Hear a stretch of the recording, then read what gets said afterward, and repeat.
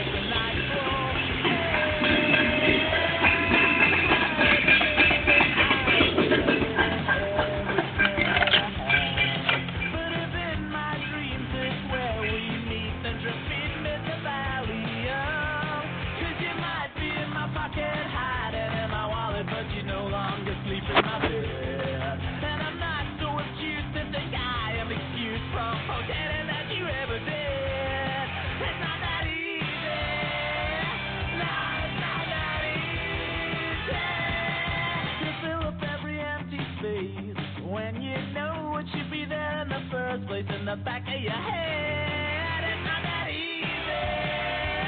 Oh, it's not that easy.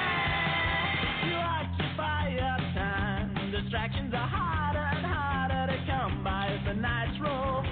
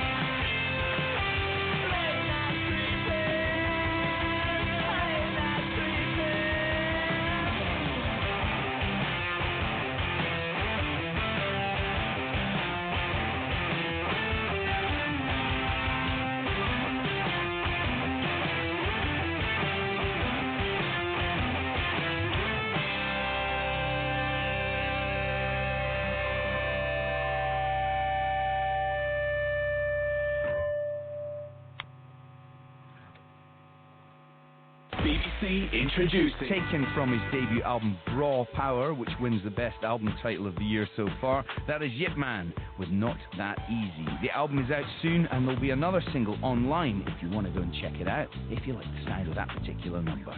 Finally, in this episode of Scotland Introducing, some Riot Girl infused fun from a young trio who met at Girls Rock School Edinburgh in 2015. They're called Tongue Trap, and this is Taco Tuesday.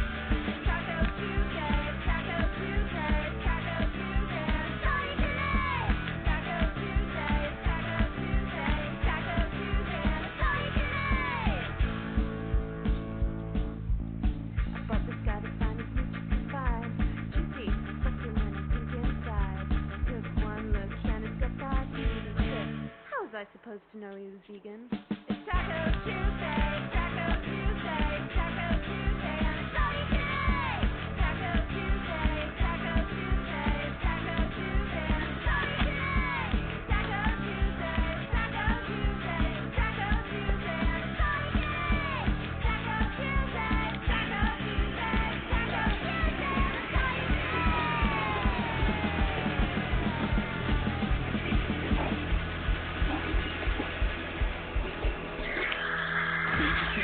Introduced from their debut EP Girl Crush on the Morningside Young Teen label, that is Tongue Trap with Taco Tuesday.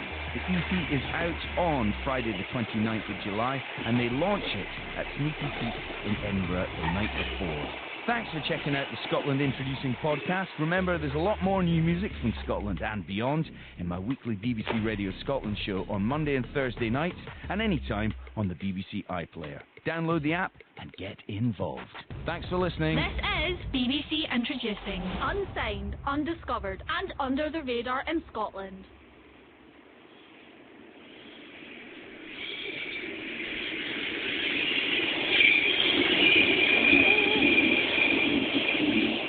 That's the last thing going on. They try to do my traditional way when I'm trying to get close to get photographs. So them and the oyster catchers definitely know exactly where I am at all times. There you go. There's up again. Yeah. Oh, and there's a great crew also going by. Well, I'm hunkered down with Monica RCCB, and you're a research fellow at Sea Mammal Research Unit at St Andrews University, and we're on South Ronald, one of the 70 islands in the Orkney archipelago. It is a place which is an absolute haven for wildlife. I mean, we have everything. You've already mentioned the harbour seals, we've had the skewer, we've had the lapwings in the air. There's always oyster catchers in our sound range. But that doesn't mean to say that conservationists are not working hard to come up with, well, very often ingenious ways of monitoring the health of the wildlife across all of the islands, which is why I've joined Monica, and harbour seals are your target, as it were. Yes, so the common seal, the harbour seal, the grey seal populations have not declined, but in Orkney, Shetland, the north coast of mainland and the east coast, they have been declining since the year 2000. So in the year 2001 there were 7,700 seals, harbour seals in Orkney, and now we're down to around 1,800 only. And so the Sea Mammal Research Unit is trying to understand better what may be the main factors that may be driving this decline.